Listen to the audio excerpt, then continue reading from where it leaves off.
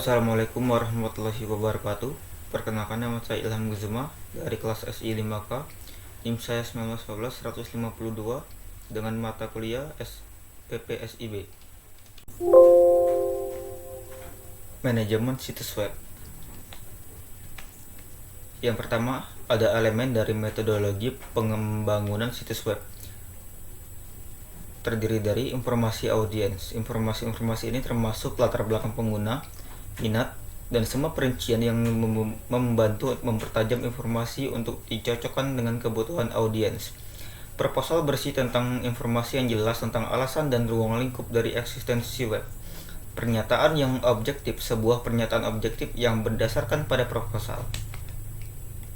Slide berikutnya ada informasi domain, kumpulan pengetahuan, dan informasi tentang subjek domain yang ada di cover web. Informasi yang disediakan untuk audiens web dan informasi yang dibutuhkan oleh perancang web. Spesifikasi web adalah gambaran secara rinci dari batasan dan elemen yang akan ditampilkan di web. Tampilan web adalah informasi yang akan dikirimkan kepada user. Tampilan tersebut adalah hasil dari rancangan dan proses implementasi pembangunan web. Selanjutnya, ada 6 proses dari metodologi perancangan situs web. Perancangan, antisipasi, dan memutuskan target untuk audiens, tujuan dan sasaran dari informasi. Perancangan juga dilakukan untuk informasi domain melewati sebuah proses pendefinisian. Spesifikasi informasi pendukung yang harus dikumpulkan, bagaimana informasi dikumpulkan, dan bagaimana informasi tersebut diupdate. Analisis proses pengumpulan dan membandingkan informasi tentang web dan pengoperasiannya dengan tujuan untuk memperbaiki kualitas web secara keseluruhan. Perancangan sebuah proses yang dilakukan oleh perancang web, mengerjakan spesifikasi web, membuat keputusan tentang bagaimana komponen web akan diaktualisasikan. Berikutnya, implementasi proses dibangunnya web menggunakan Hypertext Markup Language atau HTML. Sehingga proses implementasi mungkin lebih mirip dengan pengembangan software sebab menggunakan sintaks yang spesifik untuk pengkodean struktur web dalam sebuah bahasa formasi dalam file komputer. Promosi proses mengendalikan semua masalah promosi di web, termasuk di dalamnya bagaimana web ini dikenal eksis oleh komunitas online melewati publisitas, sebaik bisnis atau hubungan informasi lain dengan web yang lain.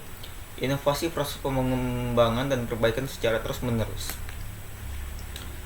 Selanjutnya, Content Management System. Denyut nadi sebuah portal itu berada pada isinya. Sebuah portal yang baik akan selalu berusaha menampilkan isi terbaru bagi para pengunjungnya. Isi biasanya terdiri dari teks, gambar, video, suara, dan lain sebagainya. Aturan-aturan ini menjaga keajegan proses pembuatan halaman-halaman di portal secara efisien dan efektif. Dalam ilmu komputer, aturan tersebut disebut manajemen sistem isi atau SMI. Dalam bahasa Inggris, SMI dikenal dengan sebutan CMS atau Content Management System. SMI, sebuah aplikasi komputer yang digunakan untuk mengalur alur kerja yang diperlukan untuk membuat, menyunting, memeriksa, indeks, pencarian, arsip, dan menerbitkan berbagai jenis media digital dan elektronik, baik yang berupa teks, gambar, maupun gambar bergerak. SMI sering digunakan dalam aplikasi berbasis web generasi 2.0. Dalam web generasi 2.0, terjadi pemisahan antara tampilan dan pengaturan isi web. SMI sendiri terdiri dari dua struktur, yaitu frontend adalah tampilan halaman web, yaitu halaman yang diakses oleh pengunjung umum. Yang selanjutnya ada backend, adalah bagian administrasi yang hanya bisa diakses oleh sang pemilik portal maupun orang-orang yang telah ditunjuk untuk melakukan manajemen portal atau istilah umumnya halaman admin atau admin page. SMI berfungsi untuk menyimpan, pengendalian, versi, dan penertiban dokumen tertentu seperti berita, manual operator, manual teknik, panduan, penjualan, pemasaran, dan brosur. SMI berbeda dengan aplikasi penyunting HTML seperti Bluefish, Microsoft Frontpage, Dreamweaver, Notepad, maupun text editor. SMI juga memungkinkan pengelola menyimpan data di satu tempat, mengontrol hak akses dan alur kerja partisipasi pengguna atau user dalam pengembangan portal. SMI memudahkan proses penciptaan sebuah portal dinamis yang kaya akan isi tapi mudah dioperasikan oleh pengelola atau administrator. Kegiatan menambah, memperbaharui, dan menghapus isi dapat dilakukan sendiri tanpa campur tangan langsung dari webmaster. Selanjutnya, teknik implementasi teknologi program, teknologi klien yang terdiri dari teknologi server dan teknologi konten. Yang penjelasan pertama, teknologi server. Pengembangan teknologi server tidak sepesat perkembangan perangkat komputer lain, mengingat market server yang terbatas. Salah satu fungsionalitas dari server adalah web server yang memungkinkan server tersebut mengelola beberapa website dan melayani browser dari klien yang mengakses halaman yang terdapat dalam website tersebut. Sebuah web server mampu memberikan layanan halaman web, file, gambar, atau data kepada klien yang mengakses. Web server adalah fungsionalitas yang paling umum yang diimplementasikan dalam sebuah server. Selanjutnya, teknologi konten. Saat ini teknologi yang terkenal dan banyak digunakan adalah CMS. CMS merupakan singkatan dari Content Management System, suatu software yang berguna untuk memanipulasi, seperti menambah, mengedit, atau menghapus konten atau isi dari suatu situs web. CMS memungkinkan dilakukan tanpa pengguna harus belajar HTML atau bahasa pemrograman web. Dengan CMS update atau perubahan, isi situs dari mana saja selama terhubung ke internet dan melakukan update atau perubahan isi situs tanpa harus mengotak-atik layout atau struktur dari situs, dan tool atau alat yang digunakan hanyalah web browser. Teknologi program. Web memiliki teknologi web yang dikenal sebagai web server dan web browser. Penjelasan pertama, web server berfungsi untuk melakukan servis. Web server yang ada saat ini adalah Microsoft IIS atau Internet Information Service, Apache, Microsoft PWS, atau Personal Web Server, dan lain-lain.